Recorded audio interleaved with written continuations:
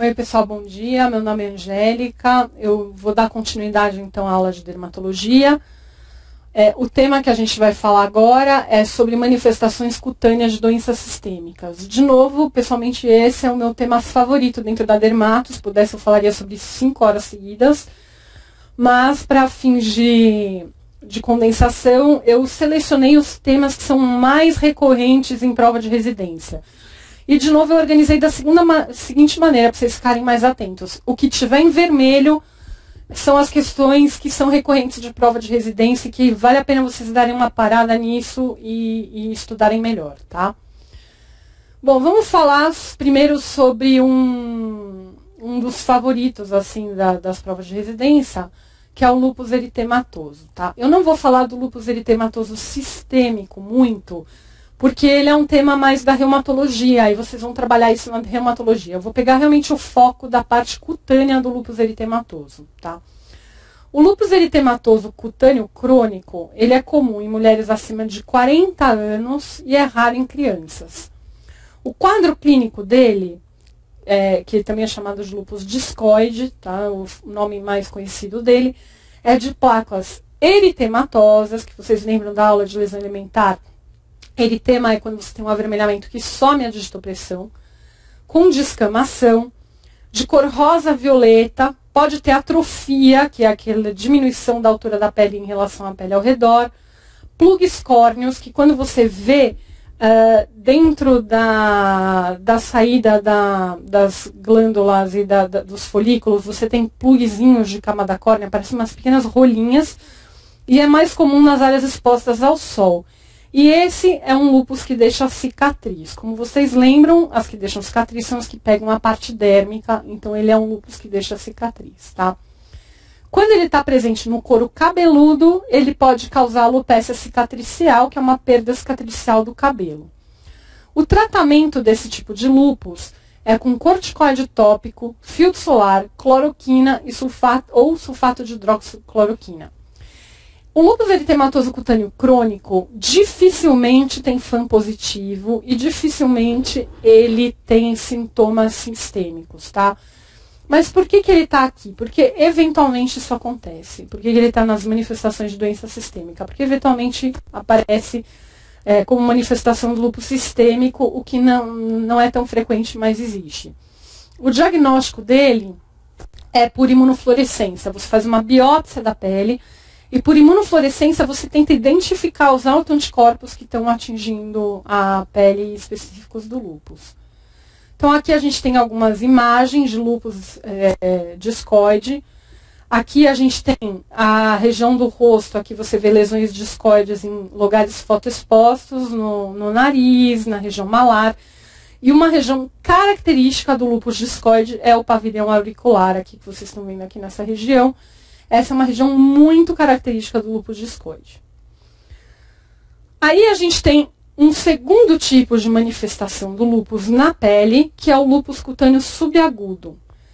Esse lúpus, ao contrário do discoide, já é mais frequente que você encontre alteração de exame laboratorial nele, como o FAM positivo. Ele costuma acometer mulheres jovens, tem lesões papuloeritematosas com descamação, um aspecto que se chama psoríasiforme, porque ele lembra um pouco psoríase, ou anular policíclico. O policíclico é o anular que faz vários desenhos, como se fosse às vezes até umas espirais, desenhos concêntricos e tal. Ele costuma acometer o tronco, os ombros e o V do decote. Ele não é tão comum no rosto.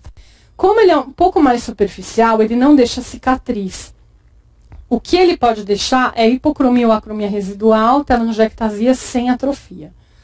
O tratamento também é filtro solar, antimalárico, cloroquina, hidroxicloroquina, e a terapia tópica dele é ineficaz. Então, não adianta nada a gente usar a terapia tópica para esse tipo de lúpus. O lúpus subagudo, aqui a gente tem algumas imagens, né, que são essas lesões anulares policíclicas que a gente está vendo aqui nessa região. Vocês estão vendo que tem uma bordinha que é bem característica do lúpus subagudo, que é essa bordinha descamativa que tem esses formatos anelares complexos. Esse é o outro tipo de lúpus. E você tem o lúpus eritematoso cutâneo agudo. Este sim é uma manifestação direta, inclusive considerado critério de lúpus eritematoso sistêmico.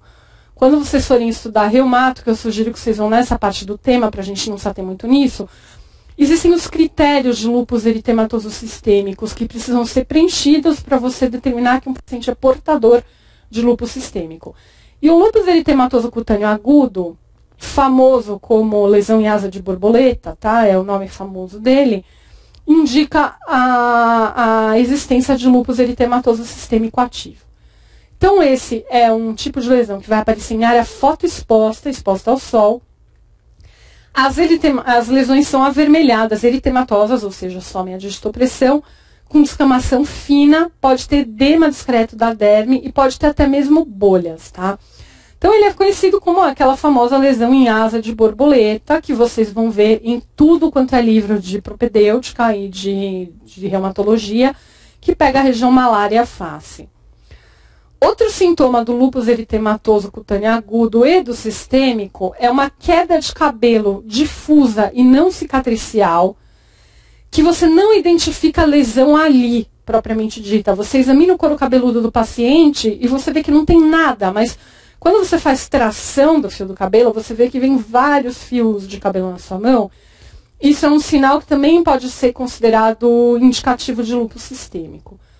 Então, você tem aqui a lesão em asa de borboleta, e isso aqui é característico de lúpus cutâneo agudo. Não confundam, por favor, com lúpus discoide. Apesar do lúpus discoide pegar a mesma região malar, ele é uma doença que tem um tipo de lesão diferente, tá? Olha, dá uma olhada bem nessa, que é eritematosa, e vamos voltar lá para o discoide, que vocês vão ver que ela é descamativa, ela tem regiões de hiperqueratose, ela tem esses plugs córneos que eu falei dentro. Então, ela tem um componente descamativo hiperqueratótico importante. Ela não é só edema e eritema, aquele inchaço. Ela tem realmente lesão epidérmica, coisa que o lúpus cutâneo agudo, que é a asa de borboleta, não tem. Então, cuidado para não confundir, tá? O lúpus discoide é bem frequente que ele não tem a manifestação sistêmica. E isso é importante como diagnóstico diferencial. Outra lesão autoimune que tem uma manifestação importante na pele é a dermatomiosite. A frequência em mulheres é de 2 para 1. Ela é mais frequente entre os 40 e 60 anos de idade ou na infância. E em 30% dos casos ela é associada a tumor. Então, quando você pega um paciente com dermatomiosite, é super importante investigar NEL de base nesse paciente, porque é comum ter, 1/3 dos casos tem. O primeiro sintoma é heliótropo. O que é o heliótropo? Geralmente, quando a dermatomiosite começa a se manifestar, o paciente chega com uma lesão ao redor dos olhos, de coloração vermelha arroxeada, que eventualmente pode ter descamação. Em negros, o heliótropo pode se manifestar só com eritema e edema, porque você não consegue ver muito esse arroxeamento. Então, às vezes, a pessoa se queixa só de edema no olho. Muitas vezes é confundido como dermatite de contato, por esmalte, por luva, por maquiagem, etc. E vai passando batido. Outro sinal da dermatomiosite são as pápulas de Gottron. As pápulas de Gottron, você encontra elas no dorso dos dedos, na superfície extensora dos dedos, tá? São placas eritematosas descamativas que a gente vê na mão. E outro sinal comum é telangiectasia ao redor das unhas das mãos. Nas manifestações não cutâneas da dermatomiosite, a gente tem a fraqueza muscular, que é proximal nos membros, na cintura escapular e pélvica, pode ter na faringe e na língua. A disfagia, em 20% dos casos. A dermatomiosite amiopática é um tipo de dermatomiosite que não cursa com alteração muscular, que ela é uma dermatomiosite que dá só na pele.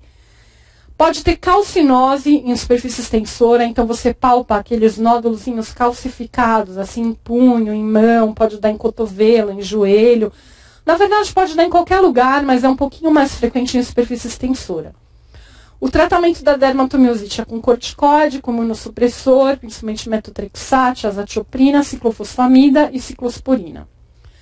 Aqui a gente tem algumas ilustrações. Nesse local a gente vê aqui o heliótropo, bem definido aqui. A gente tem esse eritema aqui da região palpebral, com um pouco de descamação. Ao redor das unhas aqui, a gente está vendo a telangiectasia, não sei se dá para ver aqui direito, vou tentar marcar aqui de vermelho. A telangiectasia aqui periungueal, que é um sinal muito característico de dermatomiosite também. As pápulas de Gottron, que são essas placas eritematosas, que ficam aqui no dorso dos dedos, exatamente na superfície extensora justa-articular. E as telangiectasias, principalmente em região fotoexposta, que nem a gente está vendo aqui no colo dessa paciente, tá? Bom, aí a gente tem como outra doença autoimune com manifestação na pele a esclerodermia cutânea. Presta atenção que eu não estou falando da esclerodermia sistêmica, tá? Estou falando da cutânea primeiro, para a gente fazer um paralelo e um diagnóstico diferencial. A esclerodermia cutânea são placas escleróticas que têm vários tipos de manifestação. Ela pode ser em placa, ela pode ser em golpe de sabre, que ela dá só aqui nessa região da testa, que parece realmente um sabre que bateu no rosto do paciente. Ela pode pegar um segmento ou só um membro, como por exemplo um pedaço do rosto, um pedaço de um braço. Ela pode ser uma esclerodermia profunda, que pega o tecido todo profundo subcutâneo, ou uma esclerodermia linear. Quando você vê um anel lilás ao redor dessa lesão esclerótica, isso significa que você está com uma lesão ativa, que ela não está ainda estabilizada.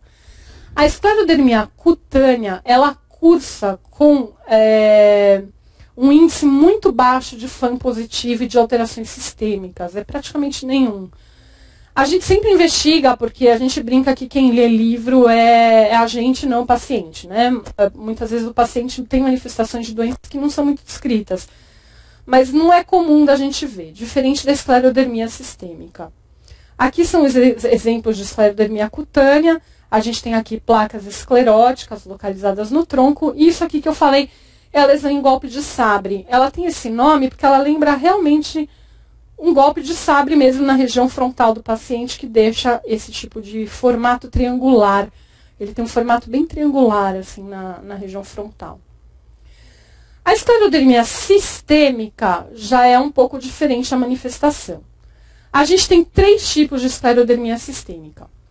O tipo 1 pega só os dedos, que são a esclerodactilia. Você vê aquele dedo com a pele endurecida, com dificuldade principalmente da flexão do movimento, um endurecimento difuso dos dedos. Você tem o tipo 2, que já começa a pegar a extremidade proximal e rosto, principalmente alterações da mímica e microstomia. Então é aquele paciente que fica com aquela mímica endurecida, com aquela boca que vai ficando pequena, com o lábio afilado. E você tem o tipo 3, que pega todas as regiões supracitadas, mas também pega o tronco e as extremidades. Um outro tipo de manifestação da esclerodermia, na verdade, é a síndrome CREST, da qual a esclerodermia é um dos sintomas, em que você vai ter calcinose, que é a presença de cálcio palpável em várias regiões do corpo, principalmente em justa articular. O fenômeno de Raynaud, que vocês lembram, né, que é aquele que você põe a mão na água gelada e você fica com aquele arrochamento reflexo da mão. A hipomotilidade esofágica, que o paciente queixa geralmente como disfagia. Esclerodactilia, que é a manifestação nos dedos, e telangiectasias. O pessoal chama de dedo em salsicha, né? Ele parece realmente uma salsichinha, porque ele fica bem, ele perde um pouco esse contorno que a gente vê normal da articulação dos dedos, em que você tem esse afilamento fora das articulações, e na articulação ele dá uma largadinha. Ele fica inteiro homogêneo, porque ele tem um edema que você já não consegue ver tanto essa diferenciação do formato da articulação com o endurecimento da pele. É a colagenose mais frequentemente associada ao fenômeno de Raynaud. Em geral, quando você vê o fenômeno de Raynaud, o mais comum de estar associado a ele é o CREST, que é uma das formas de esclerodermia sistêmica. Então aqui a gente tem uma paciente com esclerodermia sistêmica, com a imagem aqui da microstomia dela, tá? Esse lábio afilado, essa dificuldade de abertura da boca. Você fica com a abertura da boca limitada em todos os sentidos, no sentido vertical, no horizontal, no sorriso, na mímica. O endurecimento da pele vai provocando uma dificuldade do paciente de executar a mímica, de apertar o olho, de franzir a testa, vai ficando essa feição endurecida. E aqui são os dedos salsichoides. Esse aqui não está tão característico, porque você ainda vê um pouquinho da articulação, mas você tem aqui um dedo bem inchadinho, assim, ele fica arredondado. Quando você vê de frente também, ele tem uma consistência bem arredondada. Inclusive, esse aqui na ponta dos dedos, ele até tem um pouco de perda ungueal. Bom, outro tipo de manifestação sistêmica que entra aqui nesse capítulo, que é um queridinho de prova de residência, são as dermatites por remédio. Apesar de não ser uma doença sistêmica, o uso do remédio, eu coloquei ele dentro dessa aula porque isso aqui não pode deixar de ser mencionado. É uma questão que cai demais. O número de tipos de manifestações sistêmicas a remédio que se manifestam na pele é infinito. Existe um livro de erupções medicamentosas, que é um negócio desse tamanho, que chama LIT, que é um livro só sobre isso, de tanta variedade que tem, mas a gente vai falar das mais comuns. Uma das mais comuns se chama erupção fixa medicamentosa. A erupção fixa medicamentosa é uma lesão arroxeada que volta sempre no mesmo lugar quando o paciente é exposto de novo ao mesmo medicamento. Ele é super comum a anti-inflamatório, a dipirona, alguns antimaláricos podem dar isso, mas a gente vê muito em analgésico esse tipo de erupção medicamentosa. A pessoa toma a dipirona dela, depois de 15 dias aparece uma lesão arroxeada, vamos supor, no tronco. Some a lesão arroxeada, desaparece, ela vai esmaecendo. O cara toma a dipirona, de novo, ele volta no mesmo lugar. Por isso que chama erupção fixa medicamentosa. Só que é uma coisa bem comum. Você pode ter o exantema agudo, né, que é aquela reação generalizada que a gente vê a remédio. O eritema multiforme, que são lesões anulares, eritematosas, principalmente em palma e planta, que é uma região bem característica de pegar por remédio. Pode ter eritema nodoso, que são nódulos endurecidos, principalmente nas pernas. Urticária, vasculite, eritrodermia, que é aquela reação de descamação difusa da pele. Eczema, que são reações alérgicas com prurido, com descamação, com exsudação. Púrpura, que é o extravasamento de sangue para a pele. Ou erupções vesicobolhosas. Na verdade, se fosse fazer uma lista do que tem de dermatite medicamentosa, ia dar um compêndio, mas eu estou pegando aqui o que é mais frequente realmente. Existem também algumas doenças por remédio, como os pênfigos, quadro de acne, reação por fotossensibilidade, erupção liquenoide, que se lembra um pouco líquen plano, alterações de coloração, perda de cabelo, aumento de pelo, hirsutismo, problema de unha, pseudolinfoma, etc. Tá? Um dos sinais que a gente... Peraí. Aqui. Desculpa, eu pulei um slide. Uma das reações mais dramáticas que existe a remédio é a necrólise epidérmica tóxica. A necrólise epidérmica tóxica, que é conhecida pela sigla de NET, aqui ó, vou até colocar aqui para a gente lembrar, ela é uma doença que o que acontece? Você inicia o quadro com um eritema nas grandes pregas e de repente você começa com uma necrose literalmente explosiva da pele. A pessoa começa com uma necrose franca da pele, porque estimula a apoptose dos queratinócitos da pele. Tem um índice altíssimo de mortalidade se não for adequadamente tratado. O tratamento é terapia intensiva com aporte de líquido e balanço hidroeletrolítico, que o maior problema dessas doenças que cursam com uma perda súbita da pele é a perda do balanço térmico hidroeletrolítico. Então você tem que tratar esse cara como um grande queimado. O tratamento é muito parecido com o de queimadura grave. Você vai ter que manter aporte hídrico, verificar o débito urinário, o balanço hídrico do cara, fazer regulação de sódio, de potássio. Então, um trabalho muito de terapia intensiva até você recuperar a função da pele.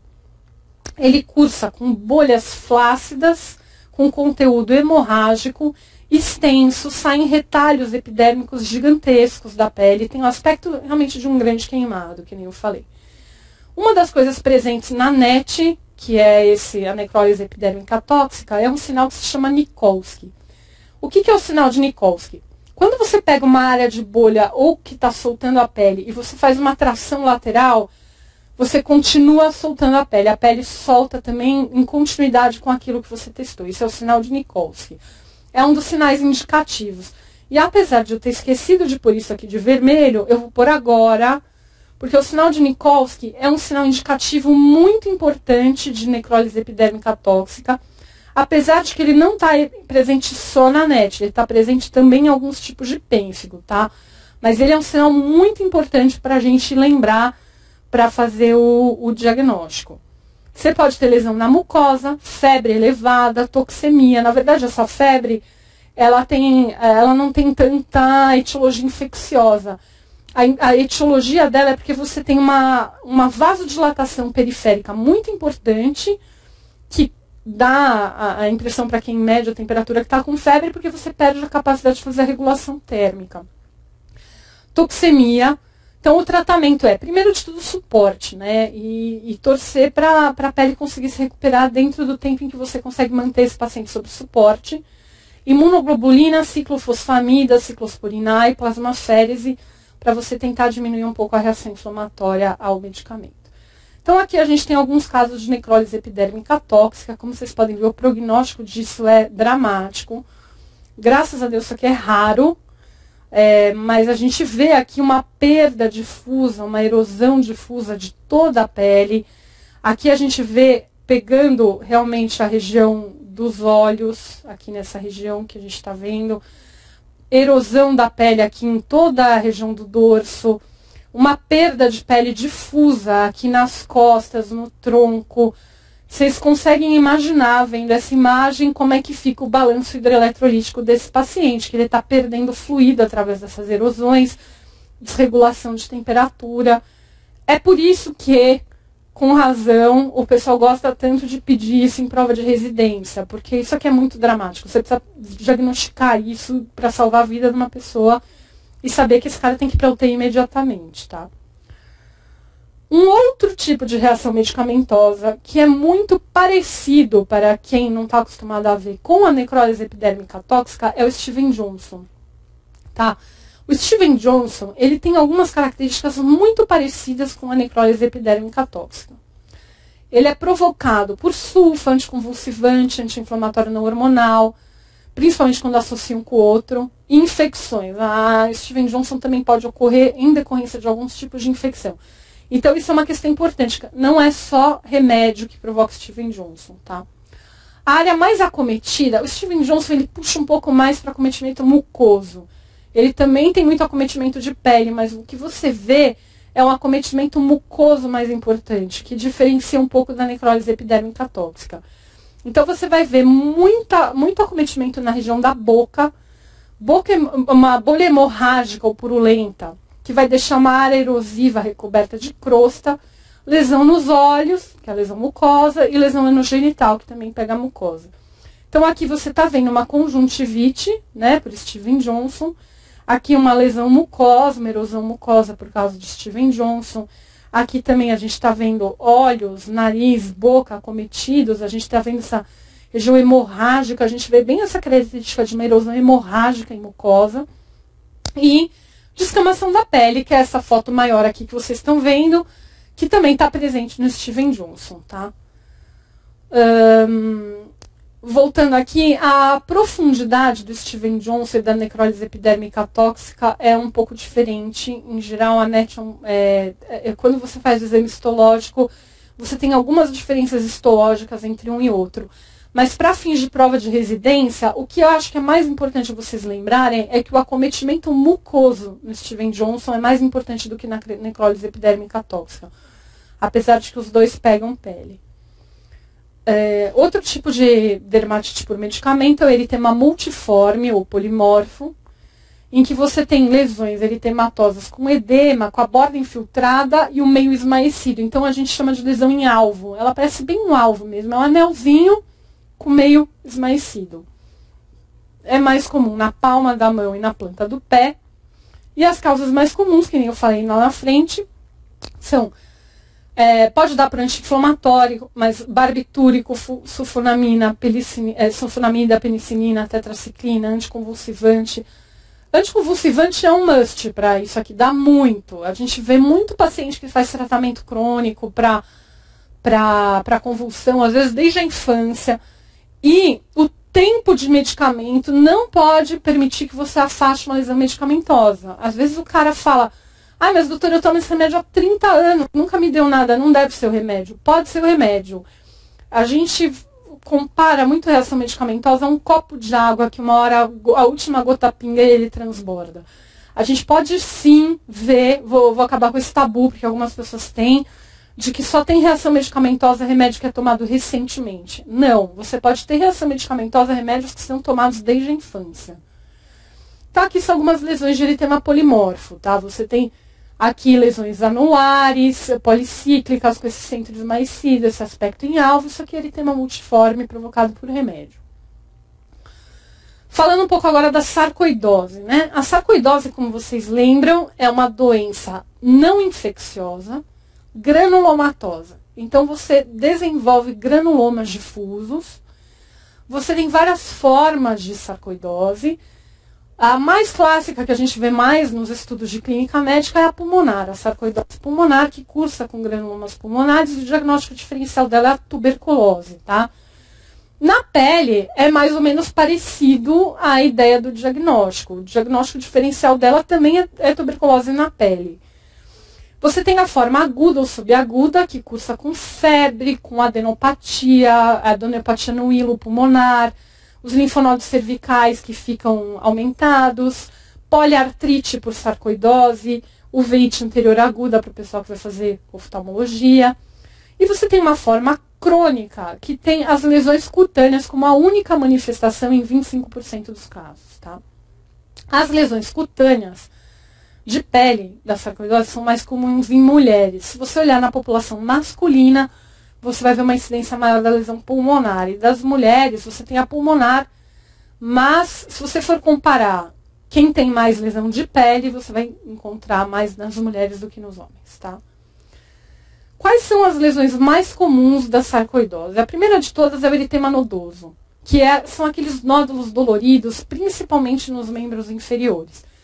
Como existem muitas causas de eritema nodoso, tem o eritema nodoso idiopático, tem o eritema nodoso por medicamento, tem o eritema nodoso por sarcoidose, tem outras doenças autoimunes que cursam com eritema nodoso. Isso não é um sinal patognomônico da sarcoidose, mas é um importante diagnóstico diferencial, a sarcoidose nesse caso, tá? Quando você tem um quadro de febre associado a adenopatia hilar e poliartrite migratória, na sarcoidose você tem o que se chama de síndrome de Löfgren. E a síndrome de Löfgren, ela tem uma incidência um pouquinho maior de eritema nodoso. Então, uma das investigações importantes do quadro de eritema nodoso é você fazer um raio-x de tórax do paciente para tentar ver como é que está o pulmão dele e tentar tirar a história para ver se essa pessoa tem um histórico também de poliartrite migratória ou se o eritema nodoso é isolado, porque isso já diferencia o diagnóstico e já tira um pouco a sarcoidose da jogada. Um outro tipo de manifestação de pele que você tem da sarcoidose se chama lupus pérneo. O lupus pérneo, o que ele é? Ele é uma lesão eritematosa, papulosa, vermelha violácea, ela é bem escurecida, com telangiectasias na superfície, que dá na região, pode dar em qualquer lugar do corpo, é um pouco mais frequente no rosto. Essa lesão, o lupus pérneo, ela não pode ser confundida com lupus vulgar, que é um sintoma da tuberculose, tá? Que nem eu falei, o diagnóstico diferencial da sarcoidose é a tuberculose, da mesma maneira que é parecido no pulmão, é parecido na pele também. Então é muito importante a gente fazer exame histológico, fazer pesquisa de bacilo com ácido resistente, que às vezes no lupus vulgar a gente não acha, né? Porque é paucibacilar. Mas ele tem um aspecto, na verdade, que quando você... Tem um exame que a gente faz em dermato que se chama vitropressão. Você pega uma lâmina de microscópio transparente e você coloca em cima da lesão e você aperta, que é para você conseguir ver bem o que tem embaixo dela quando você aperta. Quando você coloca o dedo, você não está vendo. Com o vidro você vê.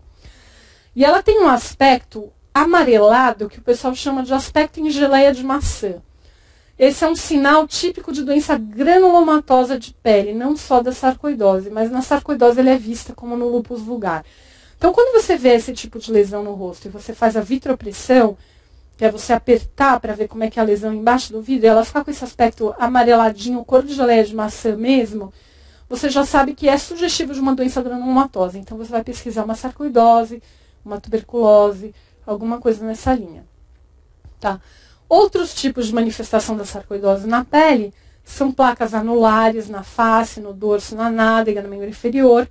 Doença granulomatosa adora fazer lesão anular, tá? É bem comum granuloma fazer lesão anular.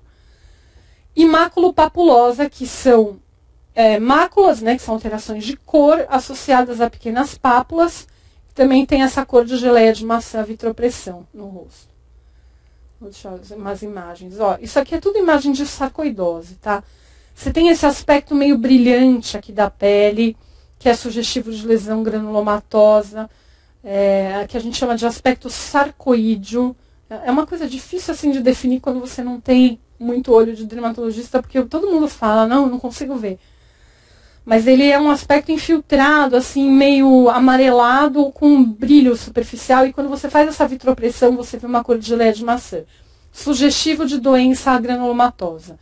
Não dá para fazer diagnóstico só clínico de sarcoidose. Você tem que fazer sempre o diagnóstico histológico para diferenciar de outras doenças infecciosas, tá?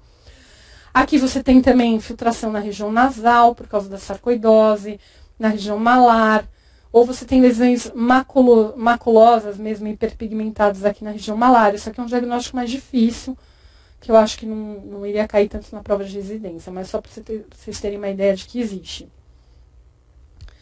Um outro tipo de manifestação sistêmica, manifestação cutânea de doença sistêmica é a pelagra. O que é a pelagra? Você vai ver naquele cara que chega com uma história de alcoolismo crônico, que geralmente está acompanhado de malnutrição e má absorção, porque o cara já tem problema na mucosa intestinal, gástrica, etc. E é decorrente da deficiência de vitamina B3, niacinamida, no organismo, e outros elementos do complexo B, triptofano, proteína e mineral. Por que isso é relevante para a prova de residência? Porque é comum a pelagra. A gente tem um índice de alcoolismo, infelizmente, super alto, e nas classes sociais baixas, em que isso cursa também junto com malnutrição, a pelagra é um achado clínico frequente. Vocês vão pegar muita gente em enfermaria com um quadro de desnutrição associado à lesão de pele de pelagra. Então é importante saber fazer o diagnóstico, e é justamente por isso que eles gostam tanto de perguntar em prova de residência, porque eles pressupõem que o médico tenha que saber fazer esse diagnóstico. A gente geralmente usa o mnemônico dos 3 Ds da pelagra, que é a dermatite, por causa dessa malnutrição que vai se manifestar em alguns sintomas na pele, a diarreia, em geral por síndrome de má absorção, e demência, porque a falta de vitamina B e do complexo B também vai dando aquela demência alcoólica associada à pelagra, tá? Então, assim, o acometimento clássico da pelagra é em área de exposição solar. É aquele cara que chega de Havaiana num pronto-socorro, com a área da Havaiana totalmente protegida, sem lesão de pele, e toda a outra região dorsal do pé acometida. Ou os braços, assim, o acometimento vai exatamente até a manga da camiseta, e depois acima da manga da camiseta você não vê mais nada. E no decote da camisa, que a gente chama de colar de casal, porque você tem umas lesões mais proeminentes da pelagra ao redor do pescoço. Então, assim, o que você vai ter? É pigmentação, é um escurecimento da pele nessas regiões fotoexpostas, com descamação. Pode dar edema, pode dar bolha, pode dar sufusão hemorrágica, pode dar atrofia da pele, mas o mais importante é pigmentação e descamação.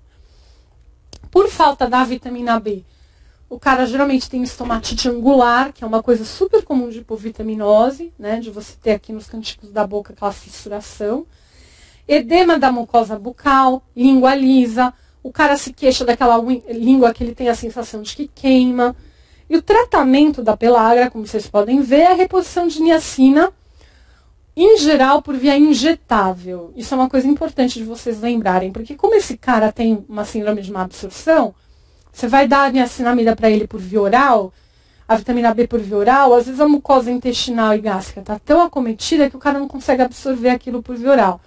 Por isso é importante a reposição por via injetável, que ela costuma ser mais eficiente.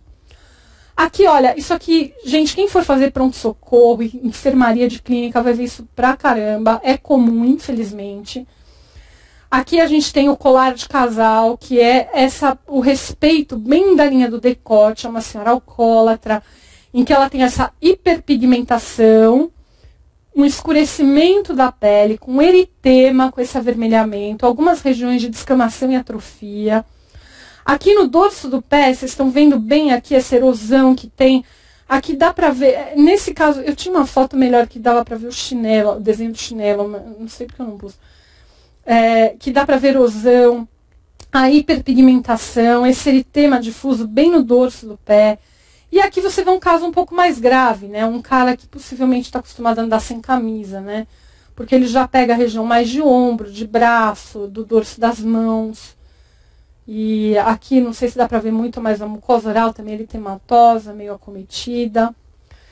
Ainda falando sobre problemas nutricionais, a gente tem outro queridinho de provas de residência e concurso, que é o Kwashiorkor e o marasmo, que a gente vai falar na sequência, né?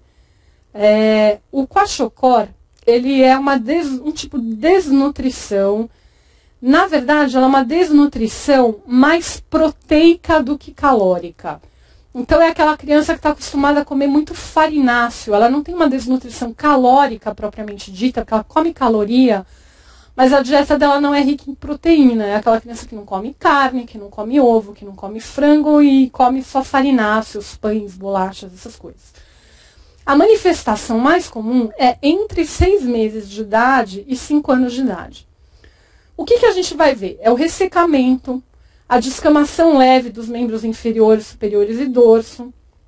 Nas formas graves, tem algumas lesões muito parecidas com a pelagra, que eu mostrei agora.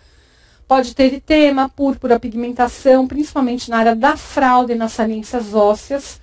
A região trocantérica, as crianças têm muito isso nas regiões de atrito, tornozelo, joelho e cotovelo.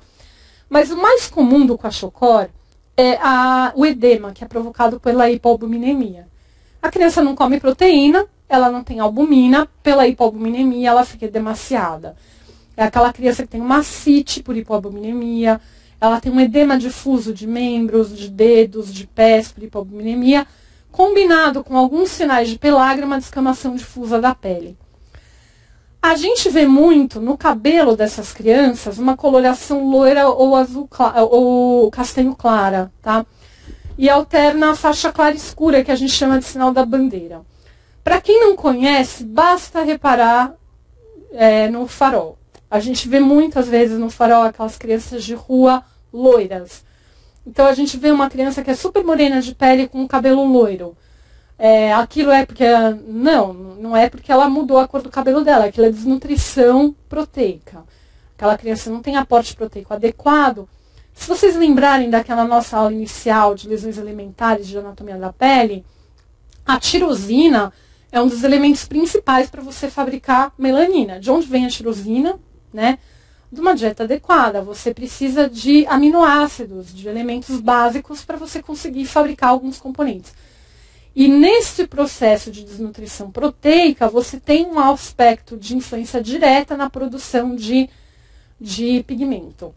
Você tem que pensar assim, que o organismo, ele é inteligente, ele vai pensar, olha, eu não estou recebendo aporte suficiente, eu vou ter que usar porque é realmente útil. O que é realmente útil? Pele e cabelo não é. Né? O cabelo é a coisa menos útil para a minha sobrevivência. Então, é a primeira que acaba sendo acometida. Num caso de desnutrição proteico-calórica, você vê os primeiros acometimentos em cabelo e unha. Em seguida, na pele. Porque são regiões que o nosso corpo, o nosso mecanismo de defesa, que é inteligente, entende como não necessários à sobrevivência. Por isso, esse sinal do cabelo da bandeira de clara escura, esse sinal da bandeira a gente vê mais em crianças que alternam períodos de desnutrição com períodos em que elas comem. Então, na época em que ela não come, ela não vai ter aporte proteico, aquele cabelo vai nascer loirinho. Na época que ela, de repente, comeu, ela teve uma dieta um pouco melhor, o cabelo vai nascer escuro. Aí, de novo, ela vai passar por um período de desnutrição. O cabelo fica literalmente listrado. Quando você olha, você vê loiro, moreno, loiro, moreno. Isso é um sinal muito importante que todo médico tem que saber de desnutrição infantil, porque este é o tipo de desnutrição infantil mais comum no Brasil. É a desnutrição proteica. O marasmo, a gente também vê em algumas regiões muito pobres, mas o marasmo a gente vê mais em regiões como a África subsaariana e tal. No Brasil, o Kwashiorkor é a grande bola do momento para diagnosticar desnutrição proteico-calórica infantil. E precisa ficar de olho. Você vê um cabelo em bandeira, é óbvio que isso teve reflexo no desenvolvimento neurosistêmico, sistema nervoso central. É aquela desnutrição proteico-calórica de longa data que afeta o desenvolvimento da criança como um todo. Não tem chance de uma prova de residência, alguma delas, não falar de Kwashiorkor, porque é um tema que o governo quer que os médicos saibam. Isso aqui é relevante para a saúde pública. Eles vão botar em tudo quanto é prova, de tudo quanto é concurso. Então, por favor, lembrem do Kwashiorkor. Se não cair esse ano, cai ano que vem. Se não cair numa prova, cai na outra, mas cai. Tá? Isso aqui acho que se eu puder fazer vocês lembrarem de que esses cabelos e essa alteração de edema é sinal de desnutrição, eu já vou ficar feliz. Bom, continuando aqui, a gente tem os exemplos de Kwashiorkor, tá? Aqui dá para ver mais ou menos o sinal do cabelo em bandeira. O cabelo tá curto, não dá para ver tanto. Às vezes, quando você vê um cabelo mais comprido, você vê a bandeirinha bem, mas é um cabelo loirinho aqui na base, né? Que é a época de desnutrição, alternado com o cabelo com coloração. Aqui você vê um aspecto parecido com o da pellagra nessa menininha, que é essa hipocromia. Lembra que a hipocromia é sintoma também dessa desnutrição proteica aqui? Você não tem substrato para a fabricação de melanina, com descamação, com algumas áreas de erosão. Aqui, essa garotinha aqui tem uma erosão na barriga, com essa hipercromia na região da barriguinha. E aqui esse cabelo loirinho desse menininho aqui, que ele tem até área de alopécia mesmo. A desnutrição dele chegou a ser tão importante que parou de fabricar cabelo, lembrando daquela lógica que o nosso organismo tende a seguir, que a primeira coisa que ele faz você não gastar sua energia à toa é com fânero. Então isso é um sinal bem comum. Por favor, reparem nisso na rua. Vocês vão ver um monte de criança morena com cabelo loirinho. Desnutrição. Bom, continuando a parte das doenças sistêmicas, agora eu vou falar da porfiria cutânea tarda. A porfiria cutânea tarda, ela é uma doença que está associada ao metabolismo das porfirinas do organismo, tá? Ela provoca hipertricose, aumento de pelo nas regiões da têmpora e na região malar, hiperpigmentação da pele nas regiões expostas ao sol, urina avermelhada. Como vocês viram até aqui, vocês veem que dá para confundir, para olhos desinformados, assim, a porfiria cutânea tarda com a pellagra. Presta atenção, porque algumas manifestações realmente são parecidas, tá?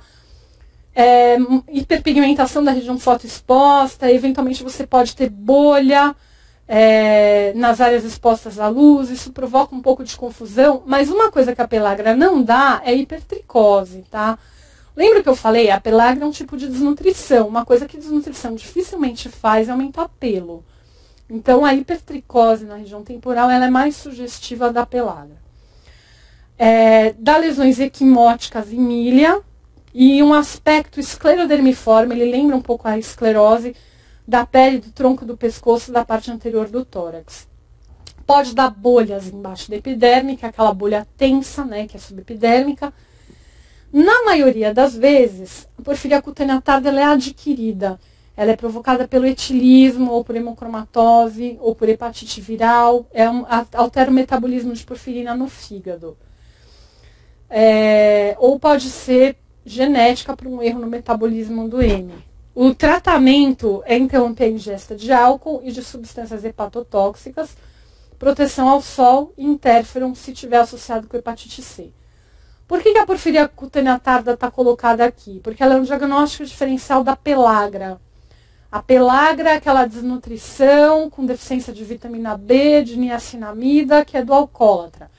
A porfiria cutânea tarda, ela também dá no alcoólatra, mas a causa dela não é a deficiência proteica. Apesar do quadro clínico ser parecido, a causa dela são alterações hepáticas. É aquele cara que, por causa do álcool, o fígado dele já teve um dano, e aí ele está com déficit de metabolismo das porfirinas, que acho que não vale a pena a gente entrar na parte de metabolismo de porfirina aqui, porque é muito específico, não cabe numa hora de aula. Mas eu coloquei isso para vocês não esquecerem. É um diagnóstico diferencial e pode ser que caia em prova de residência. Por exemplo, quais são os diagnósticos diferenciais de um paciente com história de alcoolismo que chega no pronto-socorro se queixando de lesões eritematosas com bolha em região fotoexposta. Vocês precisam lembrar da porfiria cutânea tarda e da pelagra, mas vocês lembrem que a porfiria cutânea tarda cursa com hipertricose junto e que a pelagra não. Bom, aqui, porfiria cutânea tarda, esse caso é associado à hemocromatose dessa senhora, é aqui na região da bochecha e do rosto, vocês veem um aumento de pelo, uma hipertricose principalmente na região temporal e na bochecha. E aqui a gente tem as bolhas tensas no dorso da mão com áreas de erosão e de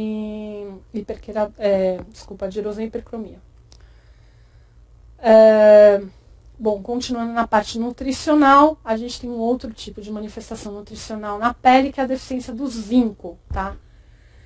A deficiência de zinco geralmente é hereditária e a criança já nasce com isso. Se chama acrodermatite enteropática.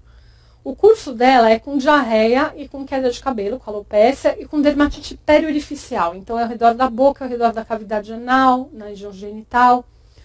É geralmente provocada por uma herança autossômica recessiva, mas pode existir também naquele paciente desnutrido ou com nutrição parenteral.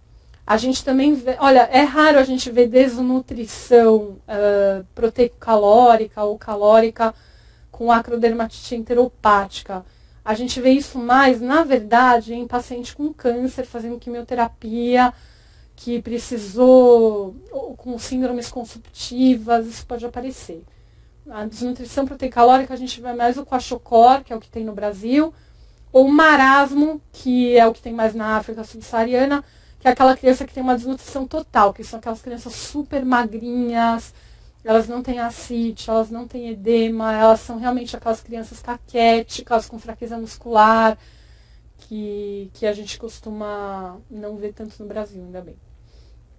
A acrodermatite enteropática não se manifesta durante a amamentação, mas porque a amamentação ainda consegue prover um pouco do aporte, mas as placas se iniciam, lembrando dermatite seborreica ou psoríase. Tem eritema, descamação, erosão no rosto, erosão perioral, na região do ânus, na região das mãos, dos pés, dos joelhos, dos cotovelos.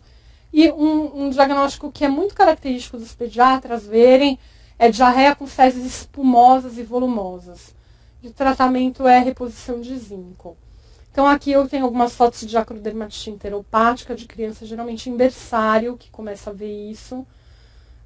Ou um pouco mais tarde, às vezes com um pouco mais de tempo de vida, quando elas são amamentadas antes, que dá lesões que lembram muito dermatite de fralda crônica, lembram muito dermatite seborreica aqui na região da boca, e é sempre acral ou periorificial. Ela vai pegar mãozinho e pezinho, ou em volta dos orifícios anal, bucal ou genital, tá?